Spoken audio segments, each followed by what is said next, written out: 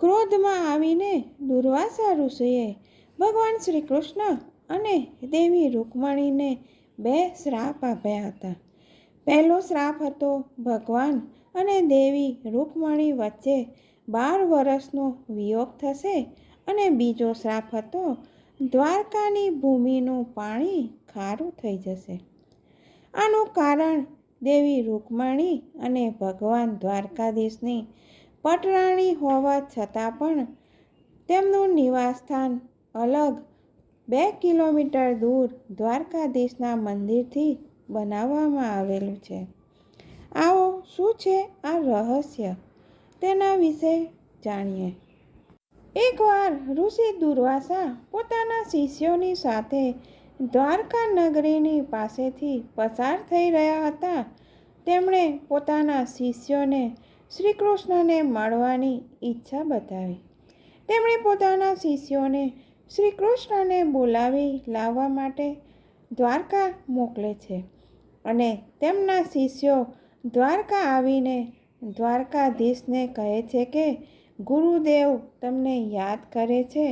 સંદેશો સાંભળતા જ શ્રી કૃષ્ણ ઉઘાડા પગે દોડીને પોતાના ગુરુ દુર્વાસા ઋષિને મળવા માટે આવે છે અને તેમને દ્વારકા નગરી આવવા માટે વિનંતી કરે છે.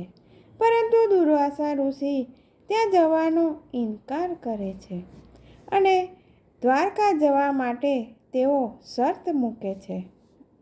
ઋષિ દુર્વાસાએ કઈ 2 શરત મૂકી તે સાંભળવા આ કથાને અંત સુધી ચોક્કસ સાંભળશો.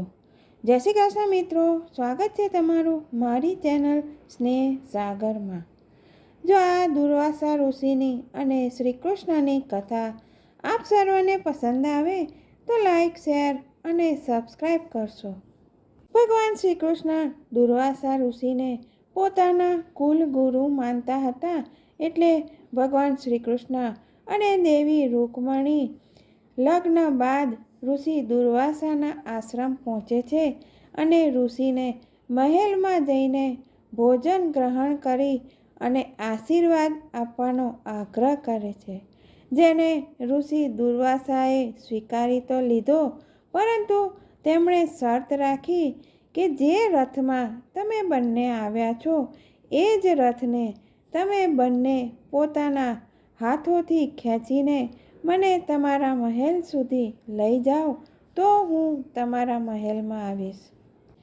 ભગવાન શ્રી કૃષ્ણએ તેમની શરત માની લીધી અને બંને ઘોડાને છોડીને ઘોડાની જગ્યાએ એક બાજુ શ્રી કૃષ્ણ અને એક બાજુ દેવી રૂકમણી જોડાઈ ગયા. દ્વારકા આવવાની તૈયારી હતી, પરંતુ રૂકમણીને તરસ લાગે છે અને તેમની તરસ છીપાવવા માટે શ્રી કૃષ્ણ જમીન પર તેમના પગનો અંગૂઠો મારે છે, જેનાથી ગંગાજળ નીકળે છે અને તેનાથી બંને જણ પોતાની તરસ છીપાવે છે. પરંતુ આ જ પાણી માટે તેમણે ઋષિ દુર્વાસાને પૂછ્યું પણ નહીં, જેનાથી તેઓ ક્રોધિત થઈ ગયા. ક્રોધમાં આવીને ઋષિ દુર્વાસાએ 2 શ્રાપ આપી દીધા, જેનાથી આના કોપથી ભગવાન ખુદ પણ બચી ન શક્યા. ક્રોધમાં ઋષિ દુર્વાસાએ ભગવાન શ્રી કૃષ્ણ અને દેવી રૂકમણીને 2 શ્રાપ આપ્યા, જેમાંથી પહેલો શ્રાપ હતો કે ભગવાન અને દેવી રૂકમણી વચ્ચે 12 વર્ષનો વિયોગ થશે અને બીજો શ્રાપ એ હતો કે દ્વારકા ભૂમિનું પાણી ખારું થઈ જશે. અને આ જ કારણે દેવી રૂકમણી ભગવાન દ્વારકાધીશની પટરાણી હોવા છતાં પણ તેમનું નિવાસસ્થાન અલગ મંદિર બનાવવામાં આવેલું છે અને તેમણે 12 વર્ષ સુધી તપસ્યા કર્યા બાદ રૂકમણીને પાછા દ્વારકામાં બોલાવે છે. દુર્વાસા ઋષિના આ જ શ્રાપને કારણે અહીં પાણીનું દાન આપવામાં આવે છે. માન્યતા છે કે અહીંયા પ્રસાદના રૂપમાં પાણીનું દાન, જલદાન કરીને ભક્તોની 71 પેઢીઓનું તર્પણ થઈ જાય છે.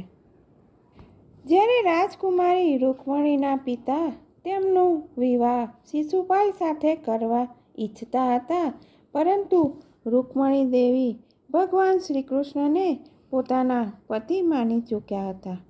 આ બાદ શ્રી કૃષ્ણને તેઓ પત્ર લખે છે અને એક બ્રાહ્મણ સુધીર બ્રાહ્મણ દ્વારા તે પત્ર પોતાના મનની વાત લખીને ભગવાન સુધી પહોંચાડે છે. ત્યારે ભગવાન શ્રી કૃષ્ણ રૂકમણીનું હરણ કરે છે અને તેમની સાથે વિવાહ કરે છે. આજે પણ ભગવાન શ્રી કૃષ્ણની શયન આરતીમાં રૂકમણી દ્વારા લખેલો આ પત્ર વાંચવામાં આવે છે. આમ ભગવાન શ્રી કૃષ્ણ પોતાના કુલગુરુ તરીકે દુર્વાસા ઋષિની શરત પૂરી કરવા માટે પોતાના રથમાં ઘોડાની જેમ જોડાઈ જાય છે અને તેમને પોતાના મહેલમાં લઈ જાય છે. જય શ્રી કૃષ્ણ મિત્રો, ફરી મળીશું આવી અવનવી અને રસપ્રદ વાતો સાથે.